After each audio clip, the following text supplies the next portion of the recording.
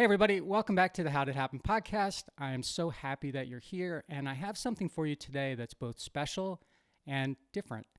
Special because I have two guests with me today. I have Richie Burke with me, and I have Dave Will with me. And different because we are going to talk about my new book called Owner Shift, How Getting Selfish Got Me Unstuck, which is coming out on November 30th.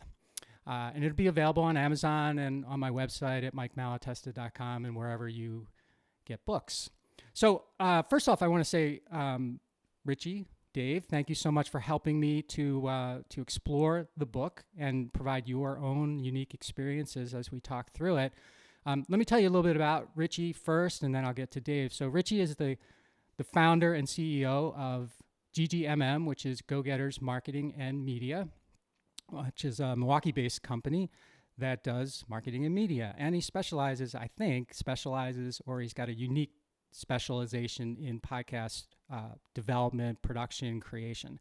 And I've worked with Richie on the podcast that I had at ERC Midwest, and he does a phenomenal job. He's also got a awesome podcast, the Go-Getters podcast, which I listen to religiously, and I've learned a ton from. He's very, very, very connected and very entrepreneurial. So Richie, thank you so much for joining me today.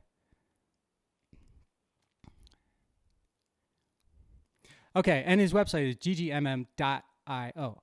So let me move to Dave Will. Dave is the co-founder and CEO of Prop Fuel, which is his second software venture.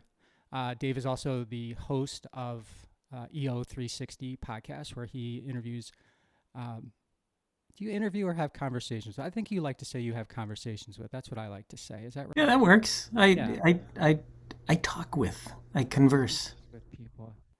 He talks with a lot of heavy hitters from the EO network and from outside the EO network. And again, a podcast that's well worth your investment of an hour or so, because Dave I tell him this all the time, he's just got this really unique way of talking to people. And I was on his podcast, had a great experience. So would that make me the special one or the different one? Yes. This podcast being special and different, I'm assuming those adjectives were to describe Richie and me. Which one of us is special? Yes, is the answer. All of the above, Dave.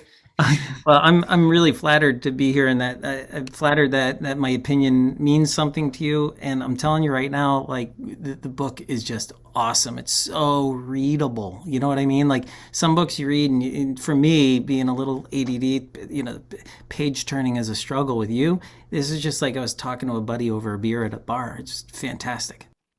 Well, thank you. So propfuel.com if you want to learn more about Dave and what he's up to. So what we're going to do today is we're going to talk about the introduction and chapter 1 of the book. I'm going to talk about, just give you an idea of what was in my head when I did this, and then these guys are going to basically have a conversation with me about it. So the introduction. So first off, I've wanted to write a book for a really, really long time, and I've started and stopped and started and stopped and started and stopped. And then last year, I made it a goal to start and finish a book. And I didn't know what it was going to be about exactly. I didn't know how to lay it out. I didn't know any of that stuff. And so I worked with a company called Scribe, Scribe. And Scribe really helped me put the organization behind this book. They helped me through the challenges that I had, with thoughts and putting things together and editing and coming up with a name and all that stuff. So Scribe Media is a fantastic company that you should check out if you want to write a book, and you should write a book. Second, as I went through the process, the book turned out to be what I call a philosophical memoir that's not meant to be autobiographical or something that's just about me, but it's meant to really help. What I want to do is help entrepreneurs think big about their journey. And I found that, because I did as well, I find that a lot of us we get to a point where we just get ground down so far that we start thinking small. We may be thinking big at the beginning, but we end up thinking small. And then we think about quitting, and then we think about stopping, and then we think about all the other things that we could be doing, and we lose focus on really what we have inside of us already, which is the ability to create a big, and when I say big, I don't mean necessarily a size or a dollar amount, but something big that aligns with our capabilities as entrepreneurs. And instead we retreat. And I don't want that. I think entrepreneurs have the huge impacts on the world, and I want them to give it all they have. So that's kind of where I ended up with the book. And then my story is basically broken into 4 parts. So there's the dream, the grind, the break, and then ultimately the breakthrough as part 4 of the book. So these guys have read the intro and the chapter that we're going to talk about today. So I talked about the intro. And chapter 1 is called The Seed, and the seed is really me. It's in the dream section of the book, and it's really that point where you look back as an entrepreneur and you go, where the hell did this come from? And for me, it came from, sitting outside of my parents' house when I was 4 years old and sitting on the curb and looking across the street at a construction company and just admiring the trucks and the men and the dirt and the smell and the dust and the air horns and all of the stuff that went with trucks. And it just stuck with me. And ultimately, when I had the chance to become an entrepreneur, it was there. And I met a person who sort of germinated that seed, and that's how we got our start. So with that sort of intro, chapter 1 laydown, I'll go to Dave first, and he can engage me on something that is on his mind about it. Yeah, so I'll start with the introduction and the key takeaway. I mean, I wrote down all kinds of things because I knew we were going to talk about this, but there were a lot of things that just sparked or triggered an emotion or a thought for me, even just in the introduction. But the one thing that I think I want to focus on, and believe me, I could talk for probably an hour about the 3-minute read in the introduction. But the thing that I really want to focus on is your first sentence. And that is, overnight entrepreneurial success sells. Right? And so we have this dream. My son is 21 at the University of Connecticut, and he wants to be an entrepreneur. I think he's smart enough to know that it's not like that, where you kind of come up with that idea, next thing you know, you're Elon Musk. But there's that perception, right, that Elon came out of nowhere, or that Zuckerberg comes out of nowhere and boom, he's from Harvard to a $1 billion company. Right. Not to say that doesn't happen, but like I would equate it to that of liking basketball and playing in the NBA. Right, it's probably the same likelihood for entrepreneurs to be that billionaire unicorn founder. So I thought that was really interesting. The thing that stood out to me, though, was your story is much, it's really the true entrepreneur story. It's not the princess and prince story of this unicorn thing, but your story is one of a grind, right? And it's one of ups and downs. It's a roller coaster. I mean, you had some real downs in here. I mean, it was just an absolutely fascinating, heartbreaking story at times.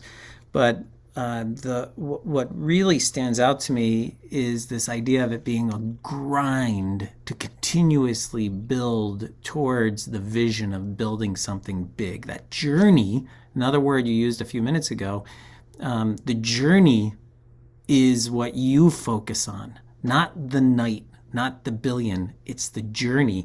And so that was a big takeaway for me. I have a question for you, Mike. Why do you think it is, why, and I know there's a lot of reasons, but why do you think so many people stop? Like, to me, the journey is, I'm with you. To me, entrepreneurship is the journey more than it is selling the company for a lot of money. which I know you've done. Oh my God, what you've done is amazing. So you got that, the pot of gold, but that's not why you did it. Like, I think you did it for the journey. So why is it that people stop? I think, I think there are many reasons, Dave, but I'll highlight two of them. One, I think, is entitlement. I think that after you're doing this for a certain period of time, a lot of people, and I was one of them, feel like I'm entitled to more than I have. Like, I've been doing this journey, I'm doing everything right, I'm working my butt off, and the things just keep coming. Like, why can't these things just, stop? And why can't it just be easy? Because I've put in 10 years, or I put in 8 years, or I put in 9 years. I should have something better. So I think entitlement is one, and I actually speak to that later in the book about why I don't think you get what you design. So that was my experience, at least. So when it came to entitlement, I thought that I was owed something different than what I had designed. I got exactly what I had designed, in other words. So I think entitlement is one thing. And then I think people start to forget about their future. They start to think that their future is not going to be any bigger or any different than their past, Dave. And I think that, when you start thinking like that, you kind of like, well, why should I put any more effort into this? Or why keep repeating what I don't want? I don't know how to change it. So I think those are two things that in my experience and me personally experiencing, I've seen. Yeah, I think my answer is a little simpler in the way that I think people that have this idea think that the idea is the magic. When actually the idea, to be honest, I don't know how much the idea matters, because it's going to evolve into something of value over time. What matters more than anything is your ability to endure, grit. There's lots of names for that same thing. So anyway, that's what your introduction got me thinking about. And then I don't have a lot of thoughts in your story other than it was very, very entertaining. Chapter 1, the seed, where you talk about you can feel it, right? I'm sitting on that curb with you when you're watching these trucks, and I can hear them, and I can smell them. I can taste the grit of the dust in my mouth, and so I thought that was awesome.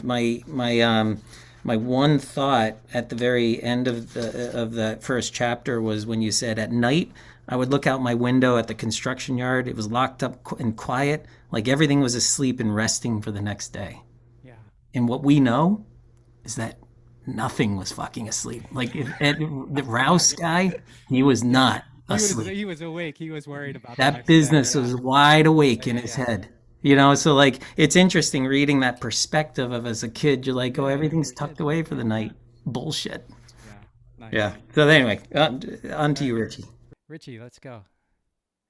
First off, I really enjoyed the book as well. I do want to compliment Dave. I know he's a fellow podcast host, and I just learned something from him. He really focused on the first sentence and turned that into like 5 minutes. So I think I might save a lot of time on my guest research moving forward. If I could just read, a few good sentences from my guest book and then just like fill it on that. So Dave, that was just that. I was taking notes on you over here personally.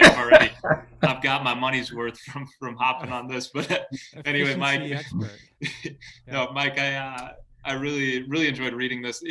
It's not like other books. It's just a very kind of real, brutal picture of what entrepreneurship actually is. And there's a lot of good takeaways that went with it as well. As far as the intro goes, I mean, you're spot on. The media paints a picture of overnight success and how sexy entrepreneurship is. And it's far from the truth. I have not achieved the level of success that you guys have had. I'm much earlier in my journey. I hope to do that someday, but I don't know what that cell or that pot of gold at the end of the rainbow is at this point. But I do know the struggles, the highs and lows, the stress, the sleepless nights, everything that comes along with it. And a lot of that, it's talked about to an extent, but it's not what most people are seeing, especially on social media and things like that. So I appreciated that. But one quote that really hit me hard and that I could relate to a T, especially with some things I went through a couple of years ago. I'll read it.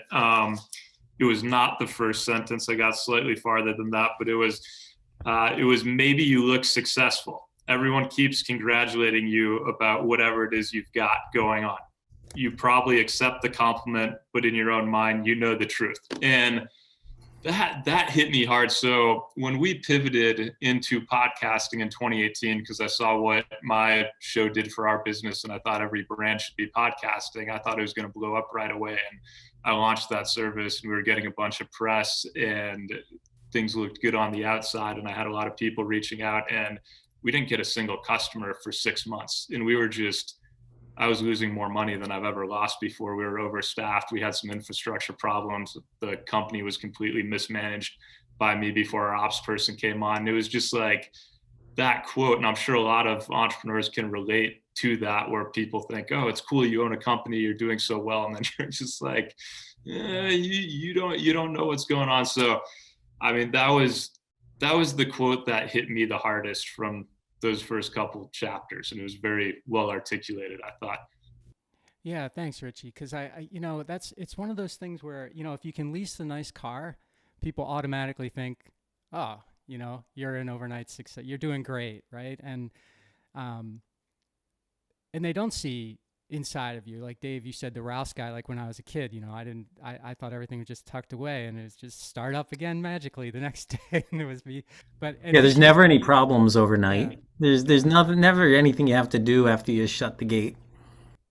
Yeah, and you'd all be well served too by listening to some of Richie's podcasts about himself. His anxiety and some other things that he's dealt with, as that maybe weren't 100% from the business, but they were certainly exasperated by what he was trying to deal with, what he was trying to accomplish, and maybe like he said, maybe not getting where he wanted to be, but you still have to have the face up, right? You have to look.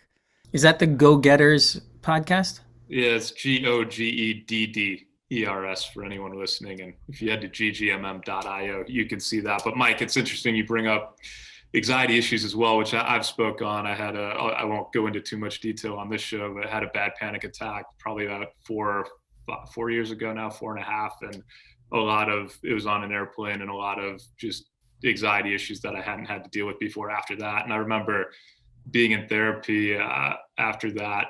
And at one point the therapist was like, oh, well, you've just been in almost a perpetual state of stress and anxiety for almost your whole life to an extent. And I looked back at her and I was like, isn't everyone, or isn't that kind of normal? Like putting all that stress and pressure on yourself and stuff like that and being hard on yourself. And it was, I know other people have that problem, but yeah, entrepreneurship plays a role, and it wears on you. And I think if you're not taking care of yourself physically and mentally at the same time, like you're definitely more prone to anxiety issues, mental health issues, things like that, because it is tough. It's tough. Yeah, and we'll get more into that in future episodes, my own experience, and we can maybe expound on that as well. So for this first special and different episode, we talk about the intro, we talk about chapter 1, the seed. The book is Owner Shift, How Getting Selfish Got Me Unstuck, which I know is, you could look at that subtitle and be like, ew, but it's good selfish. Just sort of putting that out there for people. There's a good lesson in this book, and I just want to say too that here's what my book is not. I'm no guru. I'm no self-help expert. I'm not trying to sell somebody anything. I'm not giving you a secret formula about how to be successful. I'm really just encouraging entrepreneurs or would-be entrepreneurs to understand what you're getting into, and also to understand what's possible, because as I mentioned earlier, along the journey, you're going to run into times, you're going to run into walls or valleys or whatever they might be, and you're going to say, I don't think it's possible anymore. And I'm here to tell you that it is possible. So Owner Shift is the book. You can get it on Amazon or anywhere books are sold, or on my website at mikemalatesta.com. Dave, Richie, thanks so much for joining me for this episode. It's been a lot of fun. You guys are great. Thank you. Thanks for listening to this episode of the How Did Happen podcast, where we believe that success doesn't happen unless you make it happen. You can subscribe to the podcast on Apple Podcasts, Google Podcasts, Stitcher, or wherever you like to listen. And while you're there, please rate it and leave a comment as well. I'd love to hear your thoughts about the show, ideas for future guests, or whatever you'd like to share. And of course, you can always find me at MikeMalatesta.com. See you next time. Thanks again for listening to the How Did Happen podcast.